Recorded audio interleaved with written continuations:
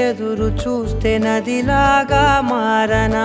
చైత్రమల్లె నువ్వు పూస్తే చిగురాకే అవ్వనా నన్నే వరించే